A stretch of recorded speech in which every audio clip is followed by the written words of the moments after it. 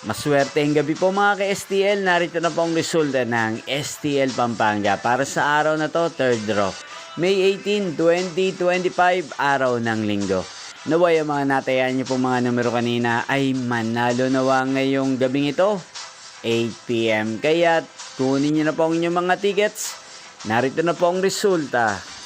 Ang mga numerong nanalo sa STL Pampanga ngayong gabing ito, May 18, 2025, 8 PM. Third draw result, 28 at 33 in exact order. Sa lahat po ng tumaya kanina sa STL Pampanga para sa third draw ng 28 at 33.